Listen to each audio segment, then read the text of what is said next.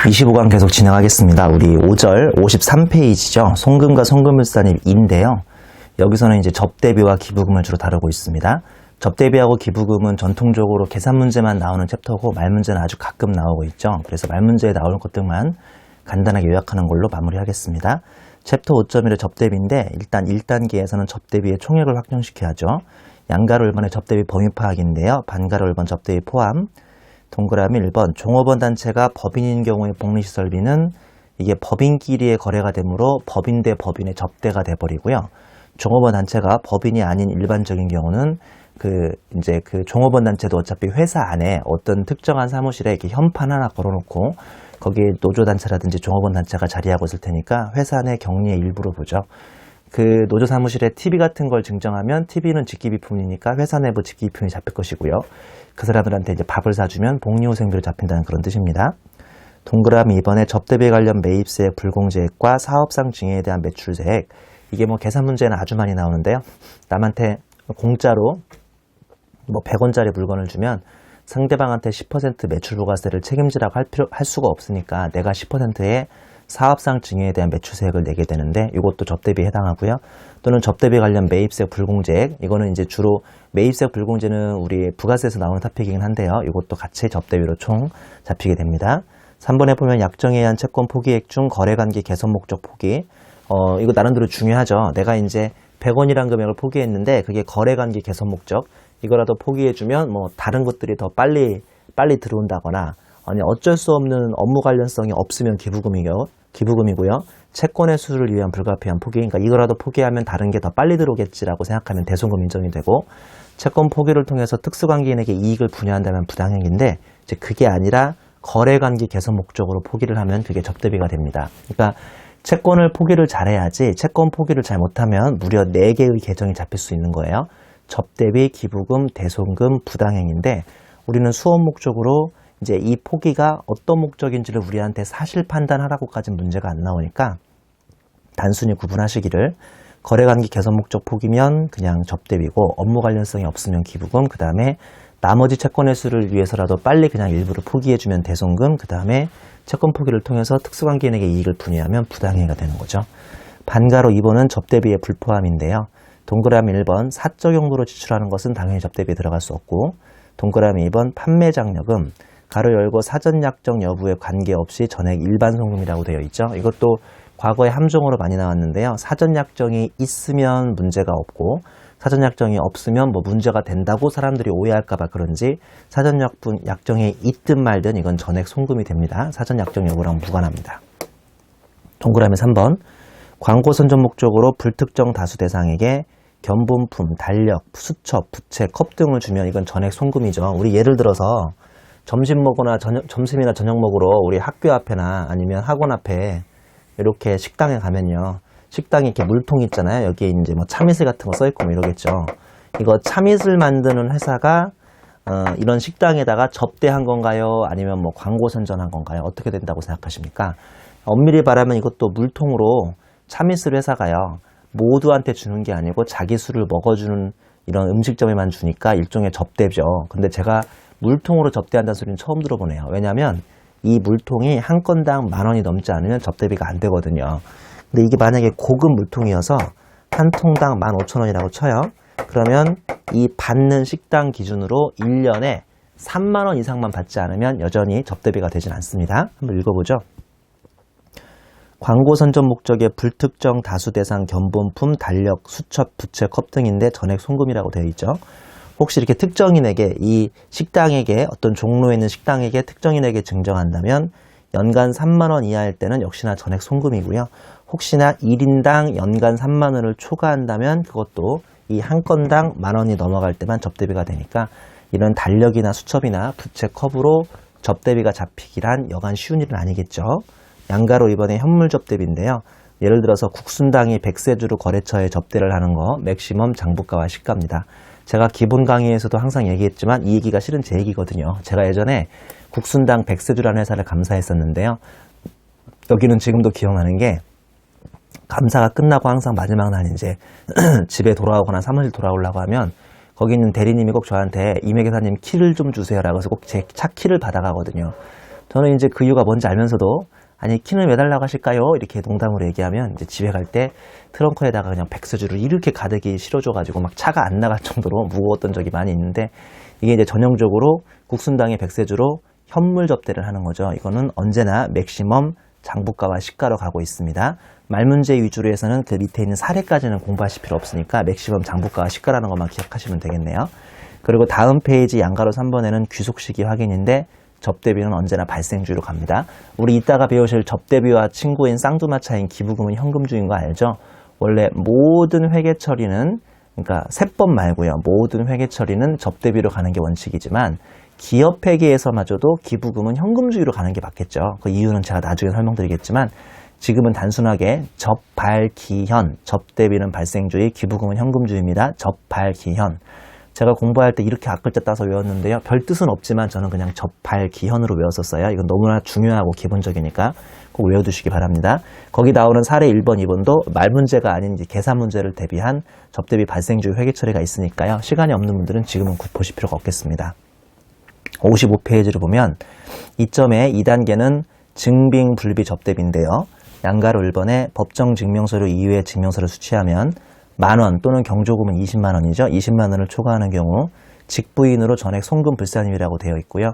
대표적인 게 첫 번째 땡마크에 간이형 수중을 수취한 거, 두 번째는 임직원 명의의 신용카드, 가로 열고 일반적인 비용과 달리 접대비는 반드시 법인카드 사용하라고 되어 있죠. 그 다음 땡마크에 재화 또는 용역을 공급하는 신용카드 등의 가맹점과 다른 가맹점의 명의로 작성된 매출 전표를 받은 경우인데 쉽게 얘기해서 카드깡을 하는 경우라고 생각하면 되겠습니다. 이런 것들은 만원 초과하는 경우는 직부인으로 전액 송금불산입이 됩니다. 예전에 유치하지만 그런 문제가 있었는데요. 세 번째 땡마크 이렇게 뭔가 다른 가맹점 명의로 받았어도 만원까지는 접대비 인정이 되는 거예요. 만원을 초과할 때 문제가 되는 거니까. 양가로 2번 중요하죠. 이거 특히 말 문제에서 중요한데요. 법정 증명서류 수취 의무 배제 대상이라고 해서 지금부터 배우는 것들은 거래 실질상 만원이 넘어간다고 하더라도 거래 상대방한테 세금 계산서 같은 것을 받아올 수가 없는 케이스이기 때문에 아무 문제 없이 일단은 한도 초과 여부까지는 갈 수 있는 거예요. 내용을 보면 거래 실질상 법정 증명서류의 사용이 불가능한 아래의 접대비는 접대비로 보아 한도 계산을 수행함. 그러니까 그 위의 것은 직부인 당하는데 지금 배우는 양가로 2번은 직부인 없이 일단은 3단계까지 갈 수 있는 겁니다. 동그라미 1번 자사 생산 현물 접대비. 아까 말씀드린 것처럼 회계감사를 맞춰준 임성종 회계사한테 국순당이 백세주로 현물 접대를 했는데 갑자기 저한테 그 증빙을 좀 줘라. 그러니까 나한테 현물 접대로 백세주를 받은 거 증빙을 줘라. 그래야 자기들이 접대비 한도 계산할 때 불이익이 없다. 그러면 제가 얼마나 난감하겠습니까? 그 다음에 동그라미 2번 채권 포기 등 거래 실태상 원천적으로 증빙을 구비할 수 없는 접대비죠. 제가 아까 채권 포기를 하더라도 4가지 중에 접대비로 잡힐 수 있다고 그랬죠. 그것도 상대방한테 당신 채권을 내가 포기한 것을 당신이 나한테 증빙을 달라 이렇게 하기는 상당히 원칙적으로 힘들 거고요. 동그라미 3번 객관적인 적격증명 구비가 어려운 경우인데 내용이 상당히 길지만 간단하게 얘기하자면 A는 파란색에 있는 것처럼 국외지역 접대비고요. B는 농어민한테 직접 뭔가를 사와서 그걸로 현물을 접대하는 거라고 생각하면 되겠네요. 양가로 3번 증빙 관련 세무조정 요약인데요. 이게 상당히 질문이 많이 들어옵니다. 소득 처분이 좀 여러 개가 있거든요. 첫 번째, 증빙을 간이형 수중이라고도 받아야 하는데 아무것도 아예 안 받아오면 이거는 무조건 대표자 상여죠. 대표자한테 책임지란 뜻이고요. 동그라미 2번 업무 관련성이 입증되더라도 임직원 명의의 신용카드를 써버리면 요거는 기타 사유출입니다. 이거 임직원 명의라도 신용카드를 썼으니까 그만큼 뭔가 밖으로 빠져나간 게 입증이 되기 때문에 상여가 아니라 기타 사유출입니다. 그 다음에 3번에 업무 관련성이 없는 개인적인 용도의 접대비를 썼으면 이 개인적 용도의 접대비는 누가 썼는지를 밝혀내서 그 사람이 임직원이면 상여요. 그게 아니라 주주 등이면 배당 처분을 하면 되겠습니다. 그 다음에 동그라미 4번 법정 증명서류 미수치 예를 들어서 간이형 수중을 수취하면 지출 건당 만원을 초과하면 기타 사유출입니다. 그나마 간이형 수중이라도 받아왔으니까 그 돈이 외부로 나간 건 입증이 되니까요. 기타 사유출이고 그게 아니라 지출 건당 만원 이하의 금액은 세무조정이 아예 없죠. 그리고 이것도 만원 이하면 일단은 3단계로 밑에 있는 3단계 접대비 한도 계산까지는 갈 수 있습니다. 자, 한도 계산을 보면 기초금액은 1200만원 가로 열고 이번에 중소기업이 개정이 돼서 2400으로 바뀐 거 아시죠? 중소기업 2,400만 원으로 개정됐고요. 그리고 곱하기 12분의 사업연도 월수로 해서 월할 계산을 하고 있습니다. 그리고 동그라미 2번 수익금액은 수익금액 기준은 소위 매출액 기준이라고 해서 동그라미 1번만 있으면요. 우리 엄청 큰 대기업이라고 해도 1200밖에 안 나오니까 이건 상당히 불합리하죠. 그래서 매출액이 크면 클수록 접대도 많이 할 테니까 동그라미 2번에 수익금액 기준에 일반 수익금액 곱하기 적용률 더하기 특정 수익금액 곱하기 적용률은 10%로 곱해서 한도를 무리 낮추는 거 아시죠? 여기서 쉽게 얘기해서 일반 수익금액은 그냥 일반적인 매출액이고 특정 수익금액은 자신의 특수관계인과 관련있는 매출액을 특정 수익금액이라고 합니다. 우리 꽃표시 1번을 보면 일반 수익금액인데요. 이거 기업회계에 따른 매출액이라고 되어 있죠. 그냥 일반적으로 기업회계 매출액을 그대로 따라가시면 되는데 포함되는 금액의 중단사업 매출액, 그 다음에 어차피 이거는 IS 즉 손익계산서에 매출액이 아닌 영업의 손익 또는 기타 손익으로 잡히겠지만 반제품하고 부산물 매각 때도 우리는 일반적으로 특이하게 여기 계산할 때만큼은 매출액에 다 들어간다는 거 기억하셔야 하고요. 그 다음 땡마크는 제외인데 이거는 특별히 공부할 필요가 없는 게 기업회계에서 잡히지 않는 것들은 다 여기서도 안 잡힌다고 생각하면 되겠네요. 첫 번째 매출 애누리 매출 할인 당연히 안 잡히죠. 목적 사업이 아닌 임대료가 무슨 말인지 알죠? 삼성전자가 남한테 잠깐 월세를 받고 있으면 이거는 목적 사업이 아니기 때문에 어차피 매출액이 안 잡힙니다. 그리고 간주 임대료는 우리 세법에만 있는 가상의 개념인 거 알죠? 부가세 간접세가 회사의 매출액에 잡힐 리가 없고요. 부당행위 계산 부인금액도 이거는 세법에만 존재하는 개념이고요. 부가세법상 재화공급의 특례인 간주공급도 세법에만 있는 개념이니까 이런 것들은 다 빠지란 소리죠. 다음 페이지 적용률은 요새는 거의 이건 시험 문제에서 주는 경우가 많죠. 매출액 100억까지는 1000분의 2, 500억까지는 1000분의 1, 500억을 초과하면 10,000분의 3으로 거의 줍니다. 그 다음에 꽃표시 3번에 특정 수익금액은 특수관계인과의 거래로 인한 수익금액이라고 되어 있고요. 그 다음에 꽃표시 4번은 사업연도 월수는 1개월 미만은 1개월 미만은 올려버려서 절사하지 않습니다. 그 다음에 칠판 마크 보면 일반 수익금액하고 특정 수익금액이 같이 있으면 그때는 일반 수익금액부터 1000분의 1을 적용해주고 있고요. 양가로 이번에 문화접대비 한도액이라고 해서요. 이게 또 2017년까지 이번에 연장이 됐죠. 연장이 된 김에 충분히 시험에 나올 수 있는 가능성이 있으니까요. 참고하십니다. 미니멈 문화접대비와 일반접대비 한도액의 10%를 넘지 않는 범위에서 문화접대비를 인정해주고 있죠.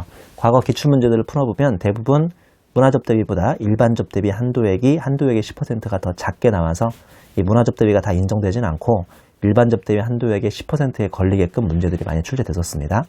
주에 보면 문화접대비의 범위인데 동그라미 1번 문화예술의 공연이나 전시회 또는 박물관 입장권의 구입 그 뒤에 부분 이번에 개정이 돼서 추가됐는데요.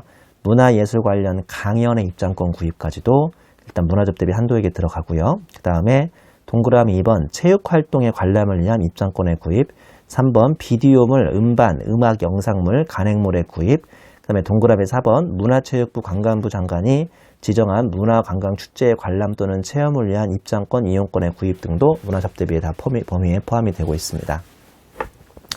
4번 보면 기타 문제의 자산계상 접대비인데요. 이게 좀 어렵게 나오는 계산 문제는 많이 나오는데 말 문제에서는 가능성은 좀 낮죠. 접대비가 비용과 자산에 동시에 계상되어 있을 경우 아래 순서대로 접대비 인정액을 구분하는 게 아니라 접대비 한도 초과액을 구분하는 거죠. 비용 계상분, 건설 중인 자산 계상분, 고정자산 계상분인데요. 예전에 공부할 때 이게 하도 안 외워져서 그냥 앞글자를 따가지고 비, 중, 고로 외운 적이 있습니다. 이 박스는 비중이 높아요. 그래서 제가 예전에 흔히 비, 중, 고로 외웠는데요. 이게 말 문제보다는 역시나 계산 문제에 나올 만한 내용이고요. 밑에 나오는 칠판 마크를 보면 법인세법상 1개월 미만하고 1개월 미만이 절사되는 거하고 포함되는 규정이 있는데 우리 절사되는 경우는 거의 하나밖에 없죠. 보다시피 임원 퇴직급여 한도 계산할 때 4년 3개월 28일이면 이거 4년 3개월로 봐서 4와 12분의 3 하는 거 이 하나밖에 없다고 생각하면 되고요. 나머지는 다 그냥 포함되는 거 접대비 한도, 감가상각 한도, 산출세 계산 등 대부분의 것들은 다 그냥 1개월 미만을 1개월로 봐주죠. 그 다음에 챕터 5.2의 기부금입니다. 요거 1단계의 기부금 총액 확정부터 시키셔야 하는데요. 기부금의 우리 한도 계산도 거의 접대비하고 비슷하게 1단계, 2단계, 3단계가 있는데 뭐 안타깝게도 기부금도 말 문제보다는 계산 문제가 많이 나오는 토픽입니다. 동그라미 1번 본래 기부금이라고 해서 사업 무관하고 비특수관계인에게 무상으로 지출하는 금액을 우리는 기부금이라고 하고요. 이런 게 이제 말 문제 나오니까 조심하셔야 돼요. 만약 특수관계인에게 기부하면 부당행위 계산 부인이 돼버리는데 다만 그 단체가 기부금 대상 단체이면 기부금으로 보죠. 예를 들어서 특수관계에 있는 종교단체에 기부하면 이거는 기부금이 더 앞선다는 거예요. 부당행위가 아니라. 예를 들어서 삼성 가보면 그 리움이라는 뭐 문화단체, 예술단체가 있을 거예요.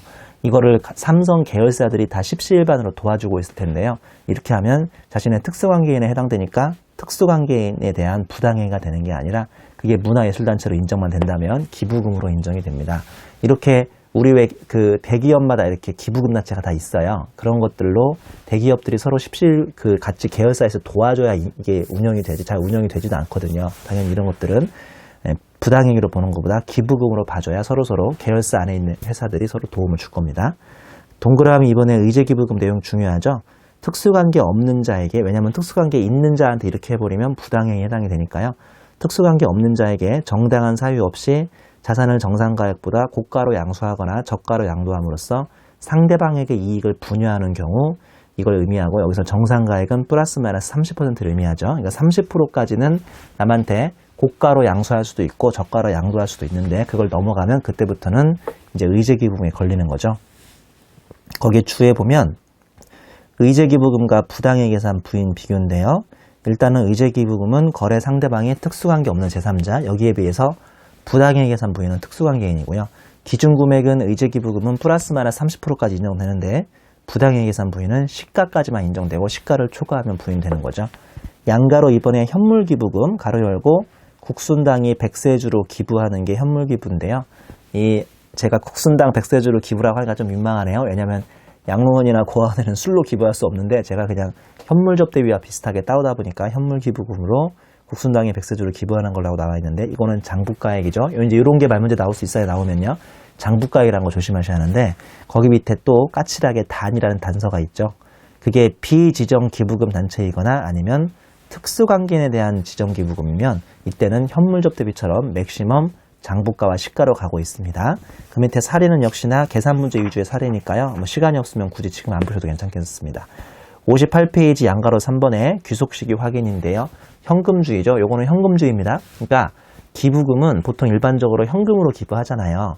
12월 31일 날 삼성전자가 가결산 해보니까 올해 실적이 너무 좋아가지고 이 실적의 일부를 사회에 환원하기 위해서 12월 31일 날 오후 2시에 갑자기 기자들을 불러가지고 막 기자회견을 하는 거죠. 올해 스마트폰 생산량과 판매량이 워낙 좋아서 뭐 한 10억 정도를 예를 들어서 경로당이나 뭐 고아원에 기부하기로 하겠다라고 해서 막 사진 찍고 박수 치고요. 대신에 회사 내에 현금이 없어가지고 그 실제로 경로당이나 그 고아원에 기부하는 것은 내일 모레, 즉 1월 2일 날 2016년 1월 2일 날 기부한다고 쳐요. 그렇다고 해서 벌써 이쪽에다가는 미지급 기부금에다가 이쪽엔 기부금을 잡을 수는 없다는 거예요. 왜냐하면 귀속시기는 언제나 현금주의죠.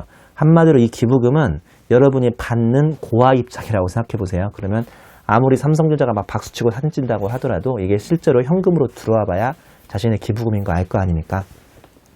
반가로 1번의 귀속시기죠. 현금주의네요. 동그라미 1번 현금 기부금, 뭐 당연히 현금주의.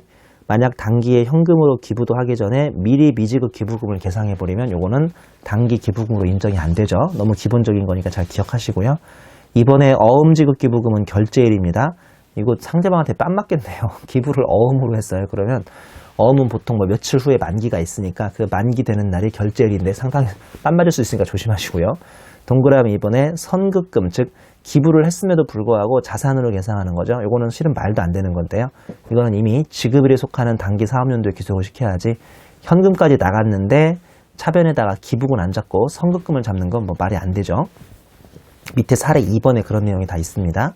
그 다음에 동그라미 4번에 수표 기부금은 그냥 이것도 기부를 수표를 하는 것도 좀 이상하긴 한데요. 수표를 기부하면 교부한 날, 내가 준 날이고 만약에 선일자 수표라는 걸로 기부한다면 선일자 수표는 어음과 성격이 똑같으니까 나중에 결제일이 기부금의 귀속시기가 됩니다. 그리고 반가로 이번에 현물기부금은 그냥 증정한 날이 귀속시기가 되고요. 반가로 3번의 기타 규정, 설립 중인 공익법인의 단기에 이미 지출한 기부금이 있어요. 그러니까 우리 그 기부금 단체가 지금 계속 건물부터 짓고 있고 건물은 올해 연말에 착공이 됐는데 아직 그 기부금 단체가 설립 인가 중에 있는 거예요. 내년 초에 설립 인가를 받는다고 치죠. 근데 설립 인가하고는 별도로 지금 당장 건물을 쌓아야 하는데 돈이 없으니까 그 설립 중인 공익법인에다가 단기에 기부금을 지출해주면 차기의 인허가를 받은 날에 기부금 귀속시가 잡히니까 이것도 좀 유념하셔야겠습니다. 우리 59페이지 2점 보면 2단계의 기부금의 분류가 있는데 수업 목적으로 지금 제가 파란색 칠해 놓으신 것만 빨리빨리 읽어보면 됩니다. 법정기부금은 국가 지자체, 그 다음에 국방원금, 3번에 천재지변 이재민, 요거 해외 이재민 포함이고요. 불이웃돕기는 지정인 거 아시죠? 4번에 사립학교에 대한 내용들, 그 다음에 사립학교에 대한 마지막 줄 보면 시설비, 교육비, 연구비, 장학금, 5번에 국립대병원에 또는 사립학교, 사립대학교 병원에 운영하는 병원 이런 데에 대한 기부금이고요. 6번에 사회복지 사업이죠. 사회복지 법인하고 사회복지 사업은 다른 거 아시죠? 나중에 배우는 사회복지 법인은 동네 하나하나 있는 법인이고요. 지금 배우는 사회복지 사업은 전 국가적인 사업이니까 이것도 법정이에요. 동그라미 7번에 그 외에 공공기관인데 대표적인 게 두 번째 줄에 있는 대한적십자사입니다. 그 다음에 양가로 2번은 지정기부금이죠. 동그라미 1번 사회복지법인, 동그라미 2번 학술연구단체, 장학단체, 동그라미 4번에 보면 문화예술단체, 5번에 종교, 그 다음에 반가로 2번 넘어오면요. 동그라미 1번에 불우이웃 지역새마을사업, 동그라미 2번에 학교장이 추천하는 개인입니다. 개인. 학교에 기부하면 법정기부금인데 학교장, 즉 교장선생님이 추천하는 개인한테 교육비, 연구비, 장학금을 주면 이때는 또 그 지정기부금인 거 유의하시고요. 넘기면 60페이지 반가로 4번에 사회복지시설, 우리의 아동이라든지 노인이라든지 장애인 시설 같은 거 많이 있죠. 그 다음에 양가로 3번도 우리 항상 양념으로 많이 나오는 거 알죠. 비지정 기부금이라고 해서 종친회, 향후회, 동창회, 신용협동조합, 새마을 금고 이런 것들은 다 비지정 기부금으로 직분이 됩니다. 3점의 기부금 한도 계산을 보면 일단은 로마자 1번에서 보는 것처럼 차가감 소득금액을 계산해야죠. 입금산입, 송금물산입 더하고 송금산입, 입금물산입을 빼는데 여기에는 기부금 한도 초과를 뺀 모든 세무조정을 완료하는 겁니다. 기부금 한도 초과를 뺀 거를 완료하라는 소리는 비지정 기부금도 송금물산입 해야 하고요. 아까 귀속시기가 잘못돼가지고 송금산입이나 송금물산입 하는 것도 싹 다 반영해 주는 거예요. 한도 초과만 빼고. 그 다음에 오른쪽 칸 보시면 로마자 2번에 한도 및 세무조정이 있는데 법정기부금하고 이번에 우리사주조합 기부금이 추가가 됐죠. 그 다음에 지정기부금인데 법정기부금은 기준소득금액의 50%, 그 다음에 우리사주는 30%, 지정기부금은 10%까지만 인정이 되고 있습니다. 그 다음에 오른쪽 세로 보면 초과되면 언제나 송금물산입, 미달이 되면 전기 이전에 한도 초과액이 있었다면 송금산입 기타가 되는데요. 일반적으로 경과 규정이 있긴 하지만 5년 전 것까지는 인정이 되고 있습니다. 주 2번 보면 여기서 기준소득금액이란 차가감 소득금액에 법정기부금, 우리사주조합기부금, 그 다음에 지정기부금까지 싹 더해서 기부금이 지출되기 전으로 환원시킨 다음에 거기서 2월 결손금을 빼주는데요. 일종의 페널티 성격으로 빼주는 건데요. 2월 결손금이 누적된 회사는 남한테 기부도 많이 못하게 해놓은 그런 이상한 규정이죠. 그 다음에 코표시에 보면 이때 차가감 소득금액은 합병분할 시 피합병법인이나 분할법인의 양도손익 제외라고 했는데 뭐 그렇게 중요한 내용은 아니고요. 주 3번으로 내려오면 단기 한도 미달하면 전기 이전의 한도 초과액을 2월에서 이제라도 송금 인정 받을 수 있는데요. 일반적으로 법정기부금은 5년 전 거고 지정기부금은 5년 전 건데 가로 내용 보시는 것처럼 이게 다 경과 규정이 있습니다만 수업 목적으로 이 경과 규정을 잘 건들지는 않더라고요. 근데 이제 보수적으로 공부하실 분들은 참고 정도만 하면 되겠습니다. 자, 기부금은 다시 말씀드리지만 말 문제가 잘 안 나오는 토픽입니다. 접대비 마찬가지죠. 62페이지에 우리 문제 좀 풀어볼게요. 법인세법상 접대비에 관한 설명으로 옳지 않은 것을 물어봤습니다. CTA 2011년 기출문제네요. 1번 접대비는 현물 접대비는 이를 제공한 때의 시가가 장부가액보다 낮은 경우에는 장부가에 의해서 접대비를 계산한다라고 되어 있죠. 맥시멈으로 가다 보니까 맞는 설명이고요. 그 다음에 2번 법인이 그 사용인이 조직한 법인인 조합 또는 단체에 대해서는 접대비로 보는 거 맞죠? 법인끼리의 거래니까요. 3번 내국법인이 국내에서 1회에 만원, 경조금은 20만원을 초과하여 지출할 접대비로서 신용카드 매출전표, 계산서, 세금계산서 등의 적격준비 등을 갖추지 못한 금액은 바로 직부인되니까 송금에 산입할 수가 없겠고요. 4번 특수관계인과의 거래에서 발생한 수익금액에 대해서는 수익금액을 기준으로 하는 접대비 한도 초과액을 일반 수익금액보다 낮게 정하고 있죠. 10%밖에 안 주고 있죠. 한도를요. 5번에 접대비에 해당하는 사업상 증여에 대하여 법인이 부담한 부가세 매출세액 상당액은 접대비로 보지 않는 게 아니라 5번이 오답이겠고요. 2번 문제 보면 법인세법상 접대비에 대한 설명이다. 옳지 않은 것은 1번. 접대비란 접대비 및 교재비, 사례금, 기타 명목여하에 불구하고 이와 유사한 성질의 비용으로서 법인의 업무와 관련하여 지출한 금액을 말한다. 맞는 설명이고요. 2번. 내국법인이 1회 접대에 지출한 접대비가 10,000원을 초과한 경우에는 세법상 요구되는 증빙이 있어야만 송금으로 산입할 수 있다. 맞는 소리네요. 이것도요. 그 다음에 3번. 주주 또는 출자자나 임원 또는 사용인이 부담해야 할 이거는 경조금이 10만원 초과니까 틀렸네요. 가로 내용이 틀렸네요. 경조금은 20만원이죠. 그래서 2번이 오답이고요. 3번. 주주 또는 출자자나 임원 또는 사용인이 부담해야 할 성질의 접대비를 법인이 지출한 것은 이를 접대비로 보지 않는다. 마찬가지 맞는 설명이고요. 4번. 법인이 그 사용인이 조직한 조합 또는 단체에 복리시설비를 지출한 경우는 당의 조합이란 단체가 법인일 때는 이를 접대비로 본다. 저 위에 있는 문제의 2번 지문하고 같은 내용이고요. 그 다음에 5번은 법인이 접대비를 금전 이외 자산으로 제공한 경우 당의 자산의 가액은 이를 제공할 때의 시가, 가로 열고 시가가 장부가액보다 낮은 경우는 장부가액. 이것도 저 위에 있는 1번 지문하고 같은 지문이죠.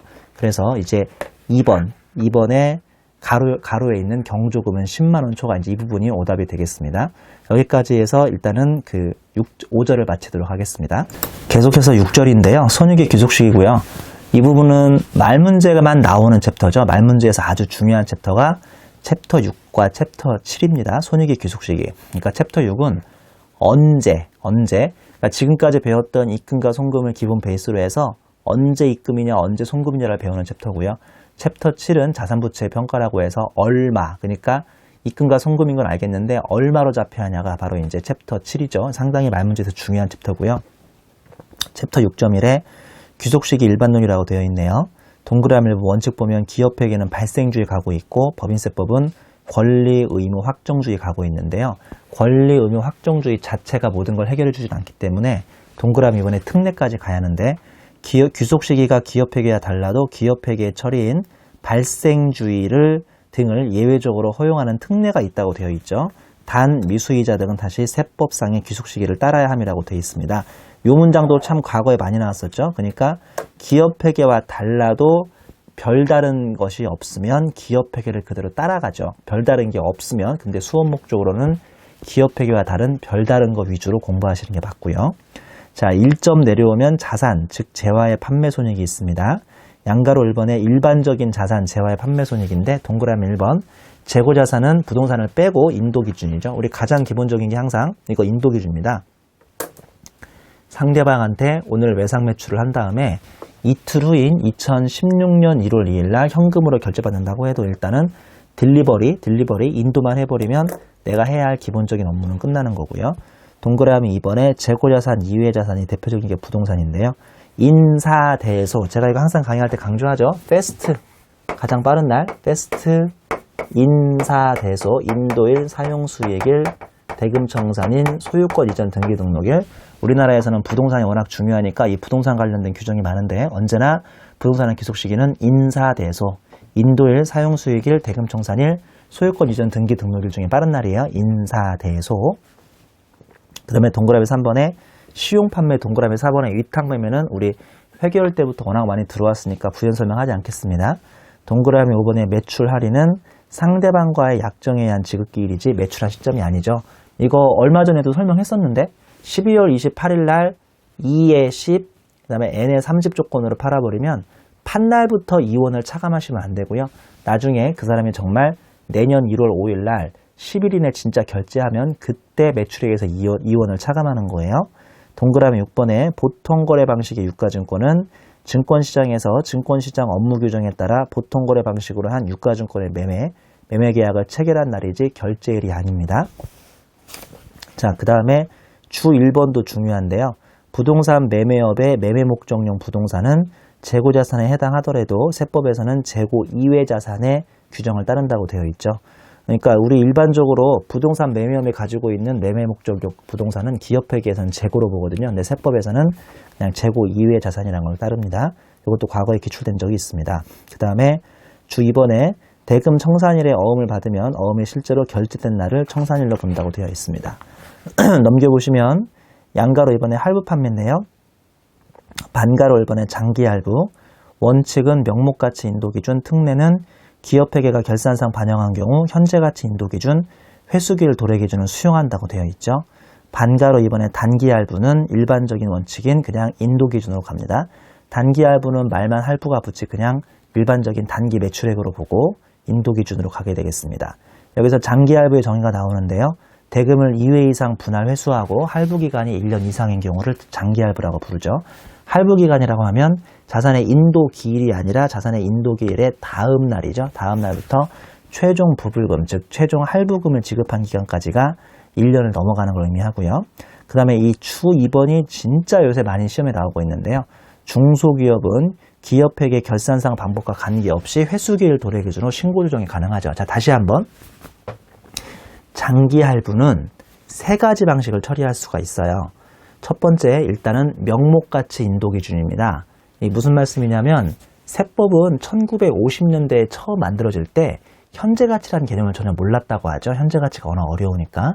세법은 그래서 일단은 원칙적으로 모든 규정에서 현재가치를 인정하지 않는 게 원칙이에요. 사채만 빼고. 그래서 일단은 좀 아무리 장기 할부를 하더라도 기업회계에서 현재가치를 할지 몰라도 세법에서는 명목가치 인도 기준을 하는데 기업회계가 그럴 리가 없어요. 기업회계는 장기이면 현재가치 잡거든요. 그래서 특례로 현재가치 인도 기준을 인정해 주거나 회수기일 도래 기준을 인정해 주는데 이 특례 두 개는 세법이 자기 마음대로 조정하는 게 아니라 어떤 단서가 필요하죠? 어떤 단서가? 기업회계가 잡았다면 인정해 주는 거예요. 근데 이 세 가지 방법 중에서 초기에 첫 번째 해에 가장 매출액이 적게 잡히거나 세금을 조금 내는 것이 이 세 번째 방법이거든요. 특례 2. 그래서 중소기업만큼은 기업회계가 어떻게 했든지 여부를 불문하고, 즉 주 2번에 있는 것처럼 중소기업은 기업회계의 결산상 방법과 관계없이 회수기일 도래 기준으로 세법에서 자체적으로 신고조정을 세무조정할 수 있게 해놓은 거죠. 이거 대단히 중요합니다. 거기 꽃표시에 써있죠. 상장 중소기업은 기업회계 규정상 회수기일 도래 기준을 적용할 수 없으므로 법인세법에서만큼이라도 회수기일 도래 기준으로 신고조정을 허용하여 세부담을 낮춰주고자 한 거죠. 그리고 주 3번에 제가 지금까지 설명한 것이 표로 요약되어 있으니까 이건 상당히 중요한 내용이니까 꼭 한번 정리해 보시기 바랍니다. 이점에 용역매출하고 예약매출이 있는데요. 이거는 지금 앞에서 배운 것은 재화를 주고받는 것이고요. 이거는 이제 소위 서비스 회사 용역매출하고 예약매출인데, 양가로 1번 손익인식기준에 보면 반가로 1번에 장기, 원칙은 진행기준이라고 되어 있죠. 일단은 그 서비스 회사는 무조건 매출액 같은 것을 얘는 인도를 할 수 없으니까 진행기준을 하는 거고요. 가로 내용 장단기도 불문합니다. 언제나 진행기준이고, 특례를 보면 기업회계 기준에 따라서 그 목적물의 인도일에 속하는 사업연도에 수익과 비용으로 계상한 경우는 이게 쉽게 얘기해서 예약매출인데요. 이거는 인도기준, 즉 완성기준 적용이 가능합니다. 일반적으로 재화는 인도기준이라고 하고요. 용역은 인도를 할 수 없으니까 완성기준이라고 하거든요. 근데 얘는 기업회계 기준에 따라서 예약매출을 해버리면 기업회계에서 이거를 일종의 재고자산의 매출로 보기 때문에 인도기준 쓰고 있거든요. 세법도 그대로 인도기준을 적용할 수 있고요. 그 다음에 반가로 이번에 단기를 보면 단기도 원칙은 무조건 장단계 불문하고 진행기준 가라고 했으니까 진행기준이 원칙인데, 동그라미 이번에 특례 보면 회사가 규모가 작은 중소기업이고 그게 1년 안에 들어오죠. 계약기간이 1년 미만인 단기건설이라면 인도기준을 적용할 수가 있습니다. 네, 반가로 3번은 장단기를 불문하고 무조건 인도기준을 선택으로 하는 게 아니라 강제로 해야 하는 게 두 개가 있는데요. 첫 번째, 기장을 잡지 않아가지고 진행률을 계산할래야 할 수 없으면 얘는 무조건 인도기준이고요. 동그라미 2번, 배당소득공제를 적용받을 수 있는 법인 중에서 KIFRS를 적용하는 법인이 수행하는 예약매출의 경우도 그냥 IFRS에 이거를 무조건 인도기준 가라고 하니까 세법도 인도기준을 갈 수밖에 없습니다. 이거 중요한 건데요. 옆 페이지 어차피 요약돼 있으니까 한번 정리해 볼게요. 옆 페이지에 가운데 세로는 기업회계가 나오고 있는데 오른쪽 세로 보면 법인세법이죠. 동그라미 1번, 원칙은 장단기 불문하고 무조건 진행기준을 가는 건데, 이제 특례로 잘 보시면 중소기업이고 계약기간이 1년 미만인 단기건설은 인도기준을 적용할 수도 있는 거예요. 적용해야 한다는 게 아니라. 그 다음에 B에 보면 기업회계 기준에 따라서 목적물의 인도일에 속하는 사업연도의 수익과 비용으로 계상한 소위 예약매출도 인도기준을 적용할 수가 있는 거예요. 자, 다시 두 개, 중소기업 1년 미만하고 예약매출은 인도기준을 할 수도 있는 거고, 다시 앞 페이지 끄트머리 있는 것처럼 인도기준을 해야만 하는 경우는 첫 번째 기장불비고, 두 번째는 KIFRS 예약매출은 무조건 진행기준이 아닌 인도기준을 해야 하는 겁니다. 이거 기억하셔야 돼요. 양가로 이번에 진행률의 산정 등이 있는데 이거는 기업회계와 유사하니까 다시 공부하실 필요는 실은 없어요. 반가로 1번 공사수익은 도급금액의 작업진행률 곱한 다음에 이 직전까지 사업연도에 입금산입을 빼야 추가적인 입금액이 나올 거고요. 작업진행률은 총공사 예정분에 해당 사업연도 말까지 발생한 총공사비 누적액을 하면 되겠고, 여기서 총공사 예정비라고 하면 기업회계 기준을 적용하여 계약 당시에 추정한 공사 원가에 해당 사업연도 말까지 변동사항을 반영하여 합리적으로 추정한 금액이고요. 그다음에 작업진행률 계산 시 유의할 점, 일단은 작업진행률은 총공사분의 지금까지의 누적공사를 의미하는 건데 원래는 원가분의 원가가 인정되죠. 그래서 동그라미 1번에 원가기준법 원칙이라고 되어 있는데 단 수익 실현이 시간, 일수, 면적, 물량과 관계에 있으면 예를 들어서 총 10층을 올려야 하는 건물에 지금 6층까지 올라갔으면 10층분의 6층이라고 해서 60% 이런 식으로 우리가 면적이나 물량에 따라서도 진행률을 계산할 수가 있다는 겁니다. 그 다음에 동그라미 2번에 진행률을 적용할 때 토지의 취득원가는 포함하지 않습니다. 그 다음에 토지의 취득원가는 작업 진행률에 따라서 안분하에 송금에 산입하는데 이제 이런 것도 법인세하고 기업회계가 같은 내용이니까 기업회계만 제대로 이해했으면 다시 공부할 필요 없는 거고요. 기타 사항이라고 해서 작업 진행률에 의한 입금 또는 송금이 공사 계약의 해약으로 인하여 확정된 금액과 차액이 발생하는 경우는 그 차액을 그냥 해약일에 한 번에 사업연도에 입금 또는 송금에 산입하라고 되어 있습니다. 여기까지 해서 진행률까지 마치고요. 우리 잠시 쉬었다가 수입이자하고 지급이자 66페이지를 진행하도록 하겠습니다. 수고하셨습니다.